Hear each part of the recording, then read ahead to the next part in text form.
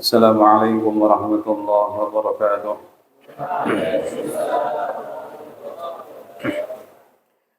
الحمد لله رب العالمين، والصلاة والسلام على أشرف المرسلين نبينا محمد وعلى آله وصحبه أجمعين. أما بعد، إخوانا وأخواتي في الله رحمكم الله، para asatidzah dan ustadzat, barakallahu fiikum. Alhamdulillah, pada malam hari ini kita melanjutkan untuk bermajelis ilmu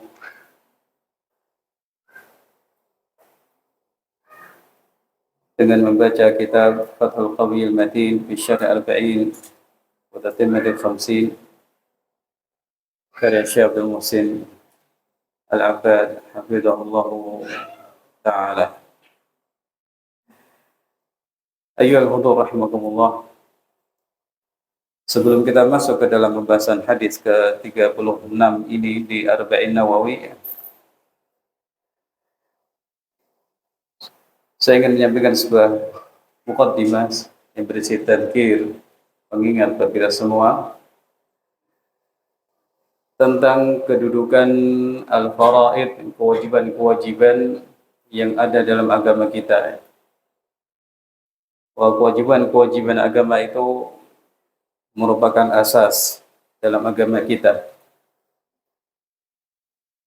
Maka sepatutnya mendapatkan perhatian yang ekstra dari kita juga. Jadi antum dan antumnya bayangkan, ada sebuah kewajiban agama yang masing-masing kita harus melaksanakannya. Nah, kewajiban ini adalah bagian dari asas, termasuk perkara pokok. Kenapa pokok? Karena sampai diwajibkan dalam agama kita. Penting. Maka sikap kita sebagai hamba Allah, sebagai pemeluk agama Islam, seharusnya memberikan perhatian yang ekstra terhadap kewajiban-kewajiban tersebut. Nah, perhatian ekstra ini dalam beberapa bentuk, ya. Pertama, dalam ta'alluman, dalam mempelajari kewajiban-kewajiban itu. Kita pelajari kewajiban-kewajiban tersebut dengan sebaik-baiknya sampai orang faham betul tentang kewajiban itu. Paham tentang kewajiban itu, bagaimana melaksanakannya, bagaimana tata caranya,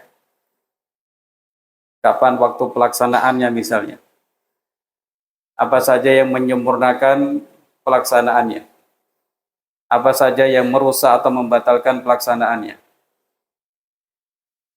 Wa amalan, dan juga perhatian dalam mengamalkan kewajiban-kewajiban tersebut. Dipelajari dengan sebaik-baiknya sampai faham dengan baik, lalu mengamalkannya juga dengan sebaik-baiknya, dan istiqamah di atas pengamalan kewajiban-kewajiban tersebut. Itu hal yang penting. Nah, selanjutnya ikut serta dalam mengedukasi atau mengajarkannya kepada orang lain. Karena ini kewajiban, karena kewajiban ya semua orang Islam tuh harus tahu dan harus mengamalkan. Anggap saja salat 5 waktu, salat fardu, ya. Ini wajib, termasuk rukun Islam, artinya termasuk asas dalam agama kita. Maka sudah sepatutnya bila kita faham betul tentang salat 5 waktu ini, tata caranya sesuai dengan petunjuk Nabi Sallallahu Alaihi Wasallam, berusaha untuk mengamalkan yang sunnah-sunnah dalam sholat tersebut, ya. Berusaha juga untuk menghadirkan hati atau khusyuk, ya.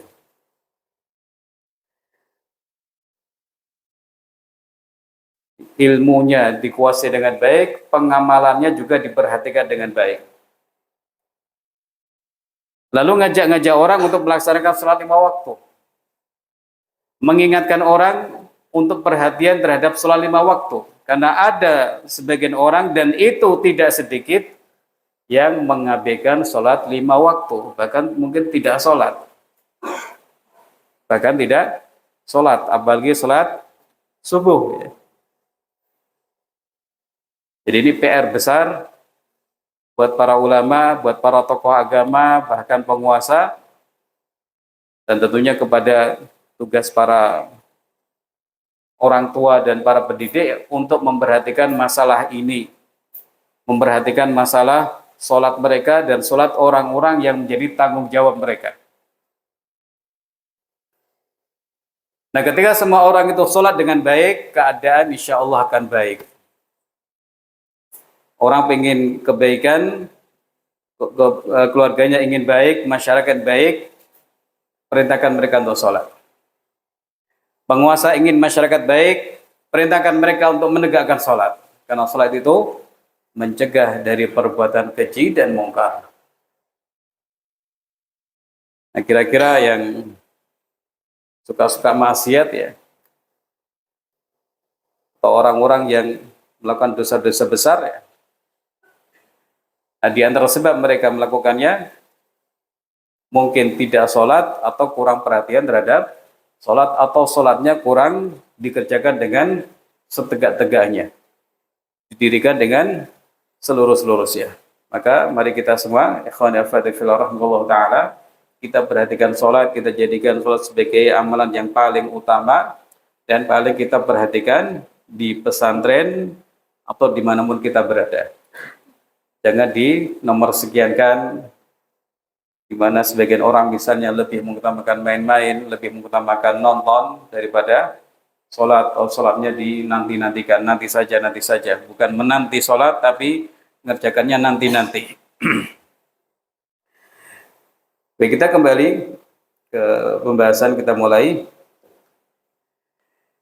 Hadis yang mulia ini, hadis nomor 36 dalam Arba'in Nawawi, pantas untuk kita fahami, karena Imam Nawawi rahimahullah ta'ala sudah memilih hadis-hadis yang luar biasa, yang pokok-pokok ya, yang inti-inti, kemudian beliau kumpulkan dalam satu kitab yang kemudian dikenal dengan Arba'in Nawawi. Walaupun jumlahnya ada 42 ya. Jadi genapnya kan 42, dianggap sebagai pecahan yang tidak perlu dipermasalahkan ya. Karena memang ada 40 sekian hadis. Nah, hadis yang akan kita bahas bicara tentang akhlak yang mulia. Juga bicara tentang keutamaan orang yang thalabul ilmi. Berbicara tentang keutamaan orang yang bersama-sama mengkaji Al-Quranul Karim. Dan juga berisi tentang pentingnya beramal soleh. Mari kita lihat. Qala al-musannif rahimahullah al-haditsu sadis wa thalathun an Abi Hurairah radhiyallahu an, dari Abu Hurairah radhiyallahu an, anin Nabi sallallahu alaihi wasallam qala, dari Nabi sallallahu alaihi wasallam beliau bersabda, man naffasa an mu'minin kurbatan min kurabid dunya naffasa Allah anhu kurbatan min kurabi yaumil qiyamah. Kalimat pertama dalam hadis ini artinya, barang siapa yang menghilangkan kesulitan dari kesulitan-kesulitan dunia yang dialami seorang mukmin, maka Allah Ta'ala akan menghilangkan satu kesulitan dari dirinya di antara kesulitan-kesulitan pada hari kiamat nanti. Akhlak mulia untuk saling membantu, terutama membantu orang-orang yang dalam kurbah itu syiddah, dalam kesulitan hidupnya. Mengalami kesempitan hidup, kesulitan hidup, kurang makan, kurang sandang ya. Atau orang-orang yang bergizi buruk ya. Kalian ada yang bergizi buruk gak? Ada yang sampai kelihatan tulang-tulang iganya begitu. Alhamdulillah ya. Cukup makan, cukup macam-macam. Mari kita bersyukur kepada Allah Azza wa Jalla. Nah, barang siapa mendapati ada mukmin berada dalam kurbah, dalam kesulitan, kemudian ada seseorang menghilangkan kesulitan itu dengan memberi bantuan, bantuan sandang, bantuan makanan, atau memberi sembako, ya, maka Allah Subhanahu wa taala akan memberi balasan serupa di akhirat nanti dengan menghilangkan salah satu kesulitan yang akan dialami dia di hari kiamat nanti. Balasannya sama, tapi tempatnya berbeda. Balasannya sama, tapi seseorang betul-betul membutuhkan balasan itu di akhirat nanti. Dihilangkan salah satu kesulitannya di akhirat nanti. Di Syekh Abdul Muhsin menyebutkan al-qurbah yasyiddah, kesulitan atau wadhiq, kesempitan hidupnya. Barang siapa yang melakukan itu, maka akan diberi balasan yang sama. Sama-sama diangkat kesulitannya, tapi nanti di akhirat. Ini yang disebut dengan kaidah al-jaza'u min jinsil amal. Kaidah balasan itu dari jenis perbuatan yang dilakukan. Dia menghilangkan kesulitan orang di dunia ini. Kemudian Allah Subhanahu wa taala menghilangkan kesulitan dia di akhirat nanti, sama-sama dihilangkan kesulitan. Itu yang disebut dengan al-jaza' min jinsil amal. Balasan itu sesuai dengan jenis perbuatan yang dikerjakan. Maka di sini ada anjuran untuk membantu orang lain, terutama yang dalam kondisi sulit, ya. Mereka-mereka yang kena musibah, ya, kebakaran misalnya. Orang-orang yang misalnya nasallallahu salamah dicuri barangnya, dibegal, atau enggak usah seperti itu, orang-orang yang memang kondisinya sulit, makan sulit, untuk makan dia sulit untuk mendapatkannya, pakaiannya juga pakaian yang sudah sobek-sobek misalnya. Coba untuk bayangkan ikhwan akhwati fillah rahimakumullah taala, orang-orang yang mungkin kalian pernah lihat di pagi hari ada ibu-ibu, ada bapak-bapak yang mencari plastik, ya. Nyari-nyari plastik. Itu sekilo penasihatannya 1.200. Sekilo plastik itu berapa banyak botol yang dibutuhkan? Kira-kira satu karung kurang, 2 karung lebih. Dapatnya 1.200. Dapatnya 1.200. Itu nyarinya jalannya mungkin berjam-jam dan jarak yang ditempuh pun panjang. Nyari tempat sampah ini cuma ada 1 botol masukkan. Di tempat lain dapat 2, tempat lain kosong, atau tempat lain kotor sekali, dia pun bersihkan dulu.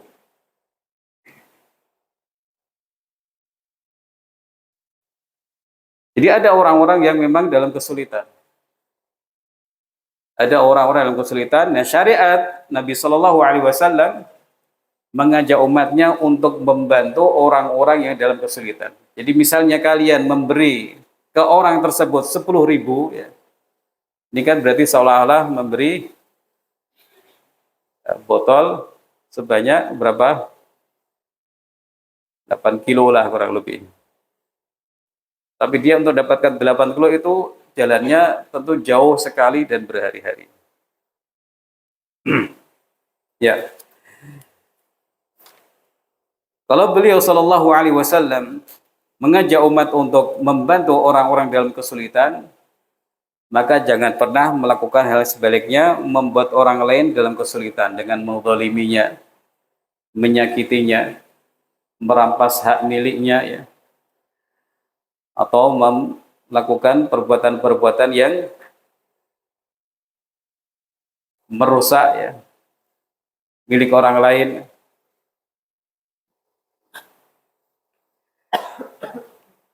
Kemudian wa man yassara ala mu'sirin yassarallahu alaihi fid dunya wal akhirah. Barang siapa yang mempermudah orang yang kesulitan bayar hutang, maka Allah Ta'ala akan mudahkan bagi dirinya di kehidupan dunia dan akhirat. Kalau tadi kesulitan secara umum, sekarang kesulitan bayar hutang. Kalau itu yang menghutangi kalian, bagaimana sikapnya? Misalnya sudah jatuh tempo harus bayar 1 juta, misalnya seperti itu, dia betul-betul nggak bisa bayar, maka kalian mengatakan ya sudah, bulan depan saya tunggu, tidak apa-apa. Ini memudahkan urusan orang lain. Atau bayar kalau sudah ada saja. Ini memudahkan. Maka orang ini akan dimudahkan Allah Ta'ala di akhirat dan di dunianya. Atau mungkin mengurangi. Nggak bisa bayar 1 juta Pak, ya sudah kamu punyanya berapa? 500, ya sudah sini 500 saja. 500 nggak usah bayar. Atau digratiskan langsung, ya sudah, nggak usah dibayar. Atau kalau ini hubungan orang dengan orang lain, kemudian kalian bisa membantu, maka beri bantuan untuk bisa melunasi hutang orang tersebut. Karena hutang itu bikin pusing ya. Hutang itu bikin pusing. Lihat orang yang mengutangi langsung takut. Jangan-jangan ditagih gitu ya. Padahal belum tentu ditagih. Nah ini orang yang masih baik. Artinya dia tanggung jawab. Saya itu harus membayar hutang. Tapi ada sebagian yang ngemplang, ditanggung malah ditagih malah marah-marah. Kamu nagih-nagih terus misalnya. Padahal sudah janji untuk melunasinya hari ini misalnya. Ini bentuk sikap yang tidak benar, sudah dibantu kok malah tidak mengingat kebaikan orang lain yang telah menghutanginya.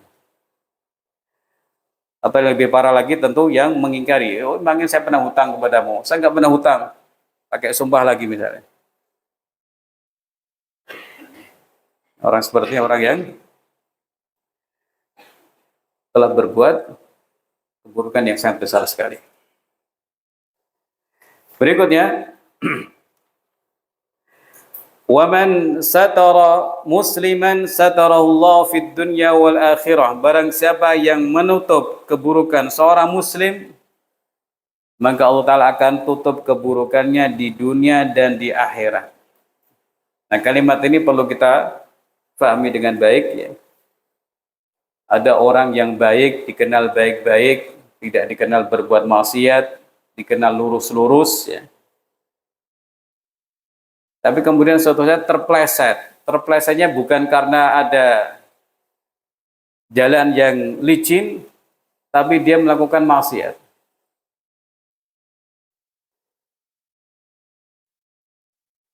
Dihadapi kemudian nyari-nyari yang begitu. Atau melakukan suatu pelanggaran syariat. Dan kita melihatnya. Apa yang kita lakukan? Tentu dinasihati dulu. Itu salah. Kemudian kita tidak menyebarkan hal tersebut kepada orang lain. Karena orang ini orang yang pada asalnya terkenal baik. Ini maksudnya, bukan bersekongkol. Ya sudah, didiamin. Orang berbuat salah semuanya didiamin. Tidak. Diingatkan dulu, dinasihati dulu. Saya nggak akan melamurkan siapapun, tapi kamu harusnya takut kepada Allah Ta'ala. Ittaqillah ya akhi. Tidak perlu diceritakan kepada orang lain. Karena orang ini baik pada asalnya.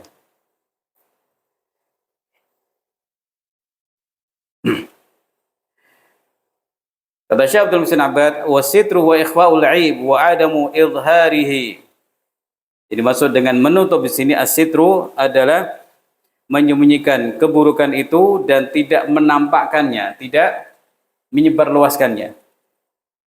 Faman kana ma'rufan bil istiqamati, barang siapa yang sebelumnya dikenal dengan istiqamah, bukan namanya Mbak Istiqamah, tidak, tapi orangnya istiqamah, baik, lurus, dikenal baik, biasanya jadi memang orang-orang baik. Wa hasala minhu wuqu' fil ma'siyah, kemudian satu saat dia tergelincir di maksiat.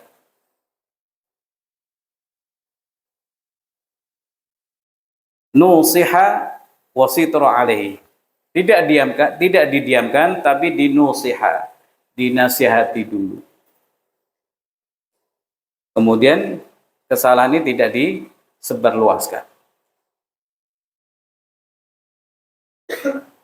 Jadi orang di sini kita bisa melihat kesalahan sebagai orang yang begitu mudah sedikit-sedikit memviralkan kesalahan orang.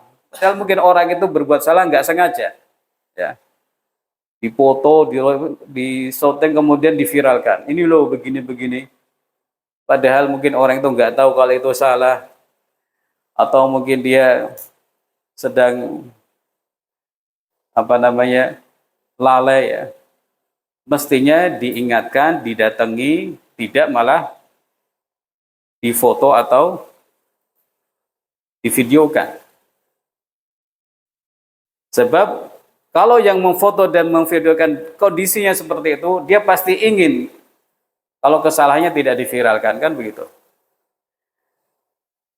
Nah, kapan kalau orang itu boleh menyebarkan atau memberitahukan kesalahan atau maksiat orang lain?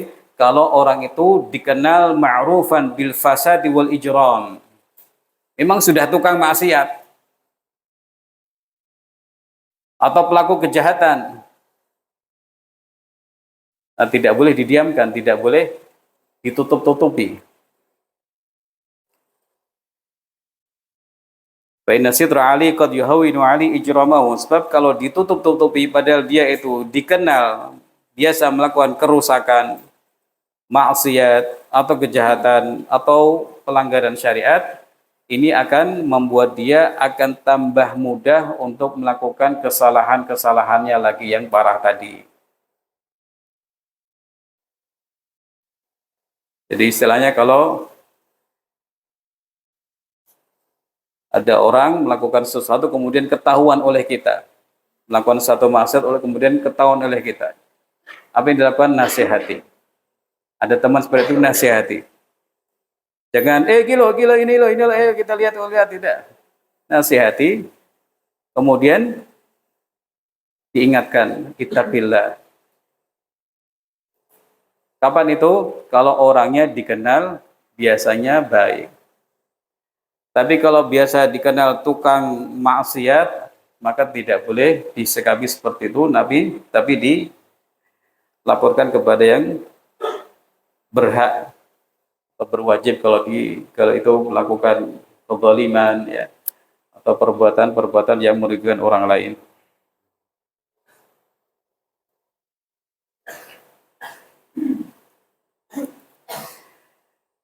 Ya, orang yang sudah dikenal sebagai pelaku maksiat atau pelaku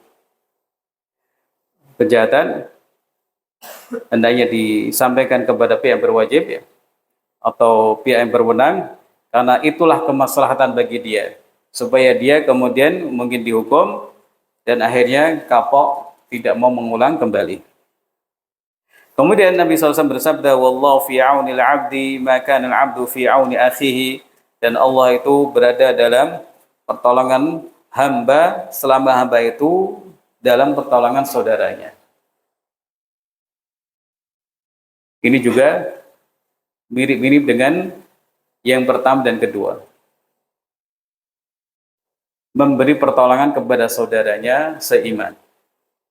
Membantu saudaranya seiman. Balasannya Allah Subhanahu wa taala akan selalu untuk membantu orang tersebut. Ini kan balasan luar biasa. Orang membantu orang lain dapat pahala, insyaallah taala dia melaksanakan perintah Allah dan Rasulnya.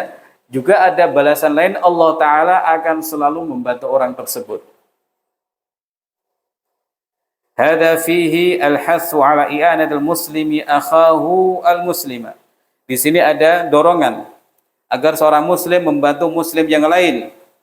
Wa annahu kullama hasala minhu al-'aunu li ikhwani fa innahu yahassilu bidzalika 'auna Allahi wa tasdidahu wa hadhihi kalimatun jami'atun min jawami'i kalimir Rasul sallallahu alaihi wasallam.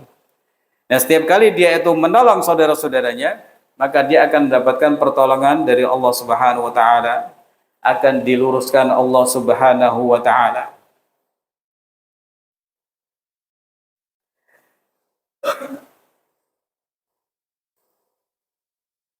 Jadi tampak sekali di sini akhlak-akhlak mulia yang diajarkan Nabi Shallallahu Alaihi Wasallam agar orang Muslim itu mudah membantu orang lain, apalagi yang dalam kesulitan, apalagi orang-orang yang terhimpit kesempitan, bukan malah mempersulit yang mudah, atau istilahnya kalau tidak bisa dipersulit, kenapa dipermudah gitu ya. Islam diganti, kalau bisa dipermudah, kenapa dipersulit ya? Jadi masalah-masalah itu mudahkanlah urusan orang. Demikian juga bantulah orang yang membutuhkan, dan juga bantulah orang secara umum.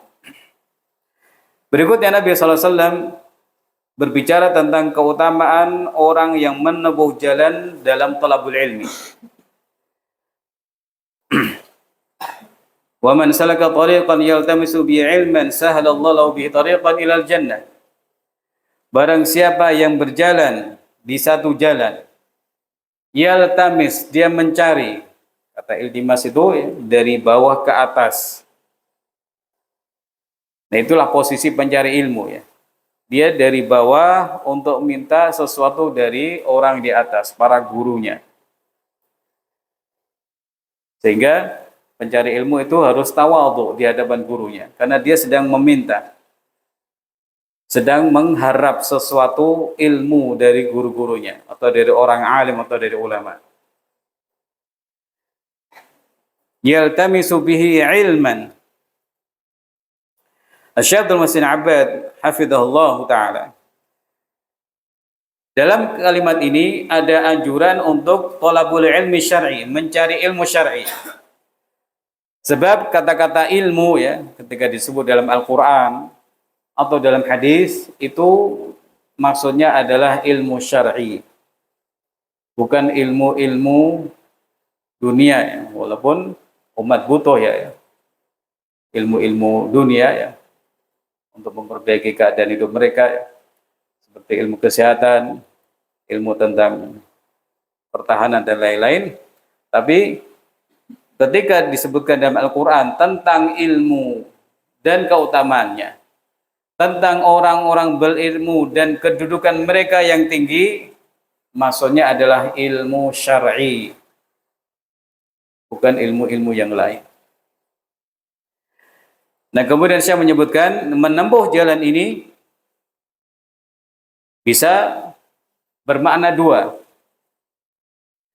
Yang pertama, dengan safar ya, dengan hissi, orang melangkahkan kakinya, orang menaiki motornya, orang beli tiket naik pesawat ke negeri-negeri yang dikenal sebagai markas para ulama ya.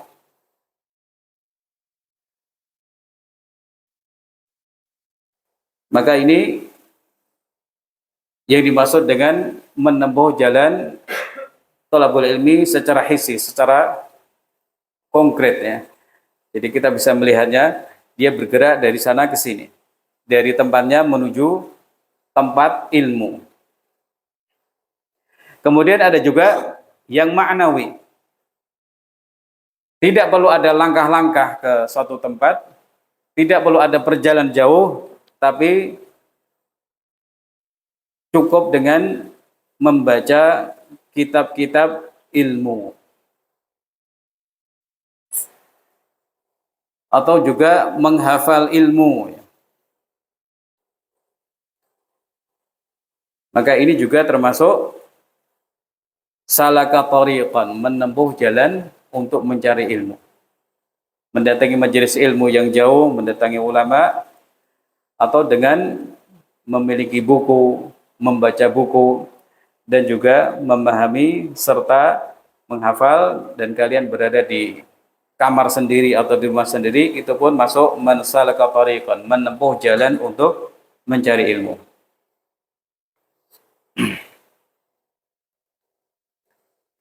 Jadi ada dua makna, dengan safar jauh atau melakukan hal-hal yang memang mendatangkan ilmu tanpa harus jauh-jauh safar ya. Itu ada yang main-main ya.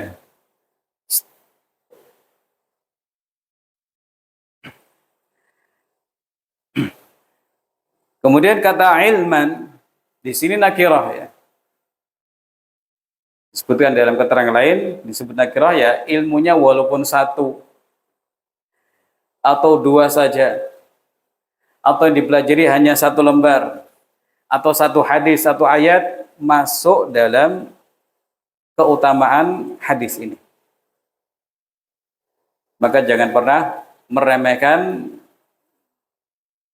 satu ilmu walaupun meremehkan ilmu walaupun satu, atau meremehkan pelajaran walaupun itu cuma satu hadis dan penjelasannya. Itulah yang memang kita butuhkan untuk mendapatkan keutamaan sahalallahu bi tariqan ilal jannah. Niscaya Allah Subhanahu wa taala akan mudahkan dia jalan kepada surga.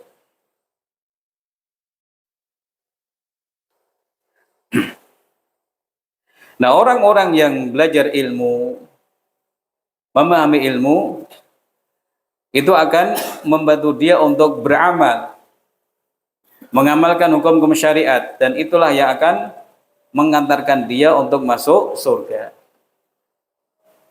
Dirahasianya ke sana ya, arahnya ke sana. Kenapa ilmu jalan menuju surga? Karena ilmu itu bekal untuk beramal. Nah, amal itu yang nanti akan mengantarkan seseorang ke surga. Nah, tidak mungkin orang beramal tanpa ilmu. Kemudian, wa majtama'a qaumun fi baitin min buyutillah yatluna kitaballahi wa yatadarasunahu bainahum illa nazalat 'alaihimus sakinatu wa ghasyiyatuhumur rahmatu wa haffathumul malaikatu wa dzakarahumullahu fi man 'indah. Kemudian Nabi SAW berbicara tentang keutamaan orang yang kumpul di rumah Allah, masjid. Ini sebuah kemuliaan.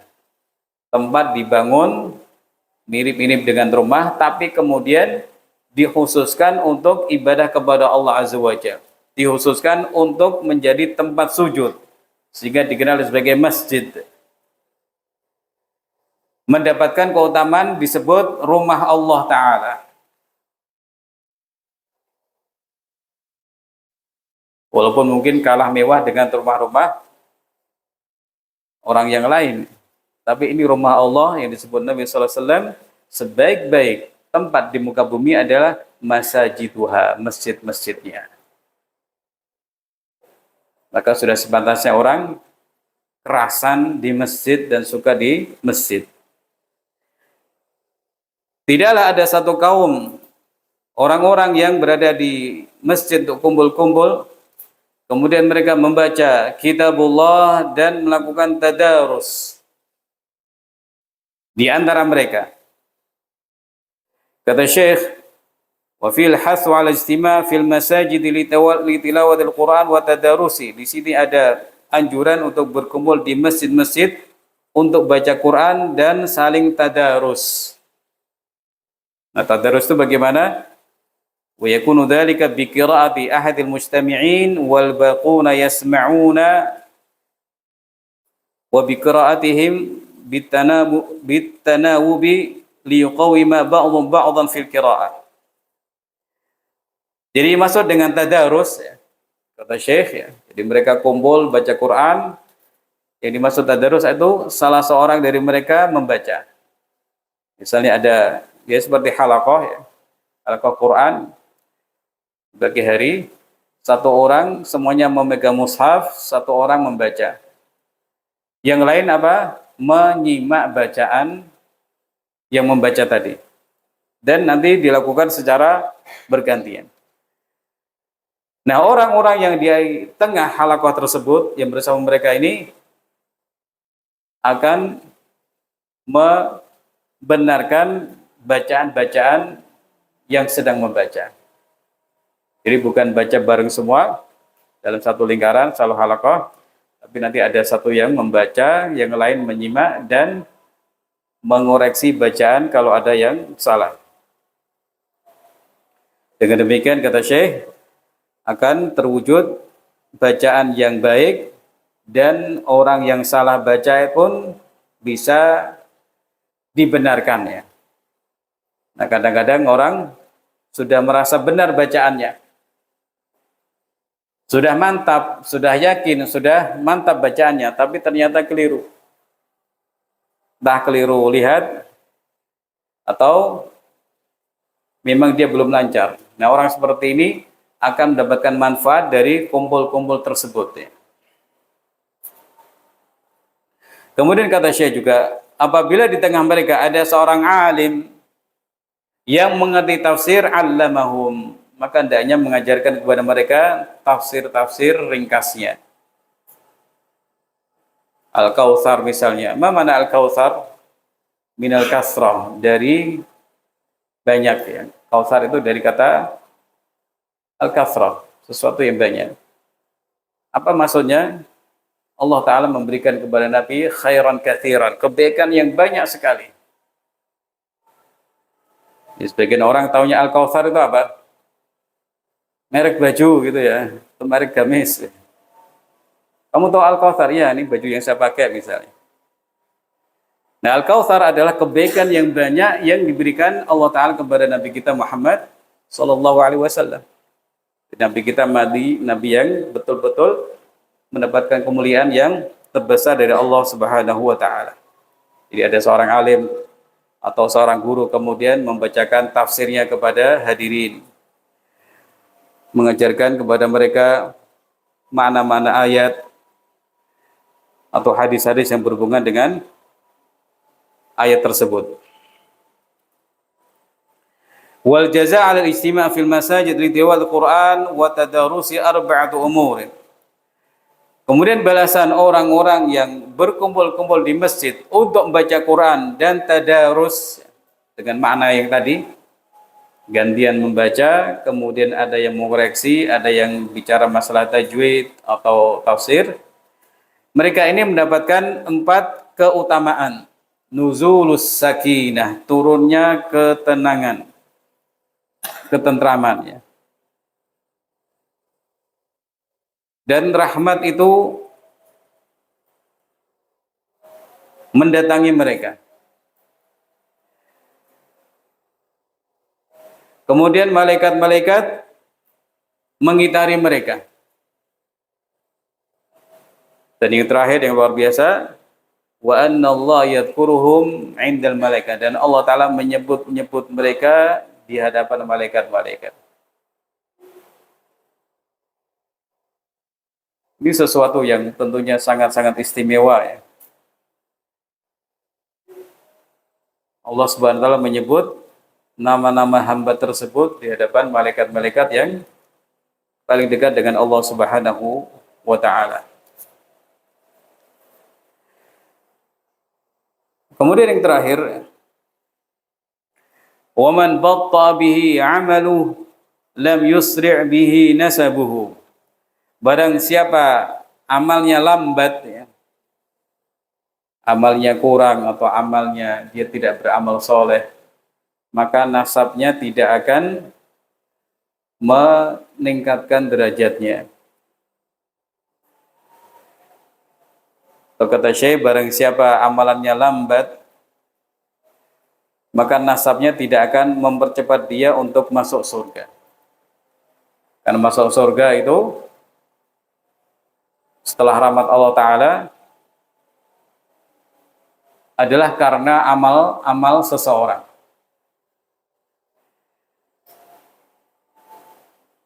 Amal inilah yang nanti akan meningkatkan derajat seorang hamba, menjadi sebab dia masuk surga, menjadi sebab dia tinggi derajatnya di sisi Allah Subhanahu wa Ta'ala. Bukan nasabnya. Walaupun orang itu nasabnya mulia sekali ya, tapi tidak beriman ya pasti masuk neraka. Atau nasabnya mulia sekali tapi amalnya itu lambat, tidak semangat untuk beramal soleh, maka nasabnya juga tidak akan membantu. Li'anna al-mu'tabara fi dzalika al-iman wa taqwa, sebab yang jadi pertimbangan di dalam itu semua adalah iman dan ketakwaan. Yang dijadikan perhitungan, pertimbangan atau menjadi parameter dan timbangan adalah iman dan takwa kepada Allah Subhanahu wa taala. Semakin imannya tinggi, semakin dekat dengan Allah Subhanahu wa taala. Semakin kuat ketakwaannya kepada Allah, semakin dekat dengan Allah Subhanahu wa taala dan lebih dicintai Allah Subhanahu wa taala. Inna akramakum indallahi atqakum. Sungguh orang yang paling mulia di sisi kalian adalah orang yang paling bertakwa. Yang ada di kelas yang paling mulia, yang paling bertakwa. Yang ada di rumah, yang paling mulia adalah orang yang paling bertakwa. Yang ada di pesantren, yang paling mulia adalah yang paling bertakwa kepada Allah Subhanahu wa taala. Yang paling banyak amalnya, yang paling cepat untuk berbuat baik. Cepat untuk menyambut perintah Allah Ta'ala dan paling jauh dari larangan-larangan Allah Subhanahu wa Ta'ala. Nah, kemudian penulis hafizahullah mengutip keterangan Imam Ibn Rajab dalam kitab Jamil Ulum wal Hikam tentang man batta bi'amalu lam yusri bihi nasabu. Barang siapa yang amalannya lambat, maka nasabnya tidak akan mempercepat ya untuk ke surga. Kata beliau, annal amal huwa alladhi yuballighu bil 'abdi darajati al-akhirah. Amal itulah yang akan menempatkan hamba pada derajat-derajat tinggi di akhirat. Amal itulah yang akan mendudukkannya pada tingkatan-tingkatan tinggi di akhirat nanti. Faman afdha bi 'amalu an yablugha bihil manazil al-'aliyata indallah lam yusri bi nasabuhu. Barang siapa yang amalannya itu lambat sehingga dia tidak bisa mencapai derajat-derajat tinggi di sisi Allah, maka nasabnya tidak akan membantu dia untuk menyampaikan dia ke derajat-derajat yang tinggi tersebut. Karena Allah itu menentukan balasan berdasarkan amal-amal soleh. Nggak punya amal, yang dibalas apa? Dia nggak punya amal, terus kok mau kedudukan tinggi, kan nggak bisa. La ala ansab, tidak berdasarkan nasab-nasab. Maka siapapun itu bisa menjadi orang yang paling dekat di sisi Allah Subhanahu wa taala. Maka siapapun pun bisa menjadi orang yang berilmu tinggi. Tidak mesti orang Arab ya. Beda di sebagian agama lain ya. Ada kasta-kasta ya. Ada tingkatan-tingkatan yang tidak bisa dicapai oleh tingkatan yang lain. Tidak bisa. Bahkan ada kasta yang mirip-mirip apa namanya itu. Saya lupa ya. Jadi tingkatannya bagikan seperti hewan. Sementara Islam menyebutkan yang paling mulia di sisi Allah yang paling bertakwa. Nah, takwa ini kan bisa dicapai semua orang ya. Yang kaya, yang miskin, laki-laki, perempuan, orang Arab dan siapapun bisa mencapai ini. Demikian juga menjadi orang yang berilmu pun bisa dicapai siapapun. Menjadi ulama bisa dicapai siapapun. Termasuk mantan-mantan budak yang tadi sempat disinggung ya.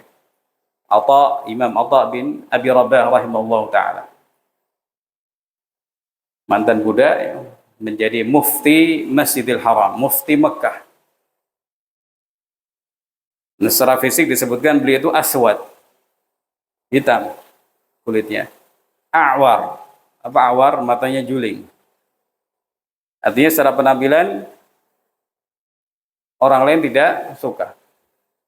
Tapi dimuliakan oleh Allah Subhanahu wa taala karena ilmu dan juga amal tentunya.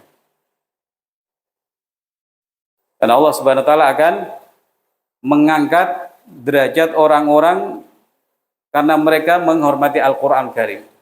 Innallaha yarfa'u bihadzal kitabi aqwaman. Sungguh Allah itu akan mengangkat derajat orang dengan kitab ini Al-Qur'an Karim. Dia faham, kemudian dia berilmu tentang Al-Qur'an, dia menguasai Al-Qur'an, dia mengamalkannya, maka derajatnya tinggi. Tapi sebaliknya ketika dia acuh tak acuh ya, apalagi sampai ingkar, maka menjadi orang yang terhina. Ayyuhal hudur rahimakumullah ta'ala. Kemudian penulis hafizahullah mengutip bait-bait syair yang di situ membandingkan antara Salman Al-Farisi dengan Abu Lahab. Abu Lahab orang yang mulia dari nasabnya, suku Quraisy, paman Nabi Shallallahu Alaihi Wasallam. Tapi orang ini sudah divonis celaka ketika masih hidup di dunia. Tabbat yada abi lahabi wa tab, dan juga divonis neraka, divonis celaka ketika masih dunia, dan divonis neraka ketika juga masih hidup di dunia. Sayasla naran dzata lahab. Dia mulia nasabnya, wajahnya pun lahab ya, berseri-seri ya, menarik. Tapi nasibnya nista. Sementara ada yang lain, Salman dari Furs, Persia, dahulu penyembah api, kemudian Allah Ta'ala berikan hidayah untuk menjadi pemeluk agama Islam dan menjadi sahabat Nabi Sallallahu Alaihi Wasallam sehingga memperoleh kemuliaan yang mulia. Dia dari jauh sekali, dari Iran sana, tapi kemudian menjadi salah satu sahabat Nabi SAW. Sebuah kedudukan dan keutamaan yang paling tinggi, tidak bisa dikalahkan yang lain-lain. Jadi ikhwani wa akhwati fillah rahimakumullah ta'ala, mari kita berakhlak mulia, kita saling bantu orang lain, mari kita mencintai untuk membantu orang lain, untuk menjadi orang yang ringan tangan untuk membantu, bukan ringan tangan untuk mukuli orang ya.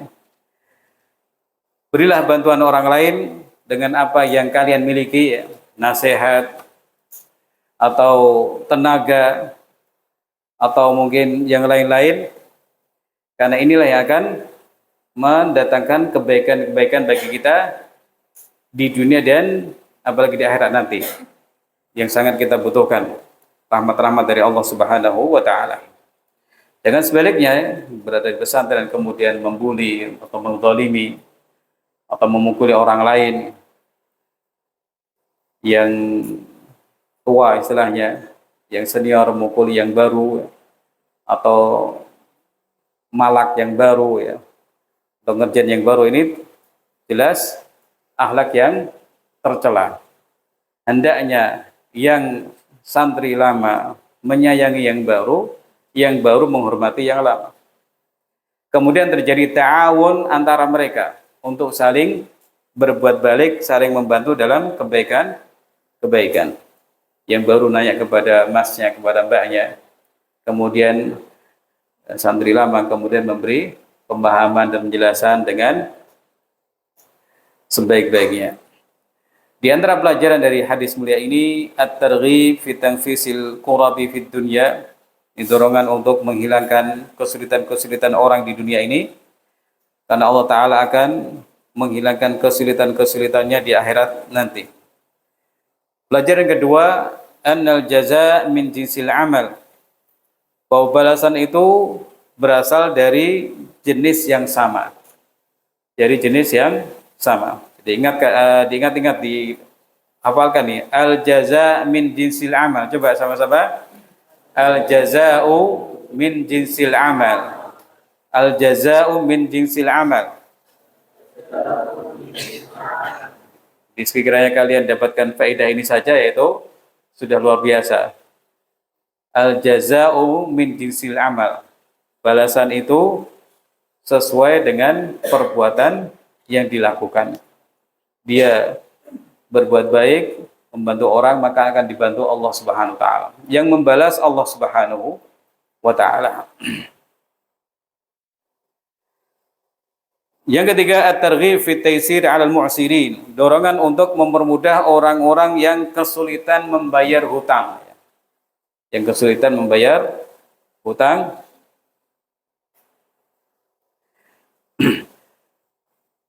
Dan orang yang melakukannya akan mendapatkan balasan, dimudahkan urusan-urusannya di dunia dan akhirat. Kemudian juga dorongan untuk menutup aib atau kekurangan atau ketergelinciran orang lain yang di situ ada kemaslahatan dalam menutupinya ya, apalagi itu kekurangan-kekurangan, misalnya di tubuh seorang ada aibnya ya, ya tidak perlu orang kemudian menyebar luaskannya. Dan balasannya dia akan ditutup keburukannya di akhirat nanti. Nomor 5, al-hasu 'ala i'anatil muslimi akhal muslim. Dorongan untuk membantu saudara muslim. Dan setiap kali orang itu membantu, maka akan mendapatkan pertolongan Allah Subhanahu wa taala. Nomor 6, ini juga yang tidak kalah penting berhubungan dengan kita semua, bayanu fadli talabil ilmi syar'i, keutamaan penjelasan tentang keutamaan mencari ilmu syar'i. Mencari ilmu syar'i yang akan menjadi model seseorang untuk mengenal Allah taala, mengenal nama-nama dan sifat-sifatnya, kemudian beribadah dengan nama dan sifat Allah itu ya, mengamalkannya. Juga mengenal cara ibadah kepada Allah Subhanahu wa taala serta yang lain-lain ya, entah itu akhlak yang baik untuk dikerjakan atau akhlak yang tercela untuk dihindari. 7, keutamaan berkumpul di masjid untuk membaca Quran dan tadarus sesuai dengan makna tadi. Annal iman wal amal salihah sababu dukhulil jannah. Bahwa sesungguhnya iman dan amal soleh itulah yang menjadi sebab seseorang masuk surga, wa bulughi darajatil 'aliyyah 'indallah, dan dia mencapai derajat tinggi di sisi Allah Subhanahu wa taala. Bukan karena anak ustadz kemudian menjadi tinggi kedudukannya di sisi Allah, tidak. Bukan juga karena anaknya ulama kemudian menjadi tinggi kedudukannya, tidak, tapi iman dan amal soleh yang akan membuat orang tinggi kedudukannya di sisi Allah Subhanahu wa taala. Anna syarafan nasabi biduni amal saleh la yufidu sahibahu indallah. Kata beliau yang terakhir, sesungguhnya kemuliaan nasab. Nasab itu apa? Keluarga.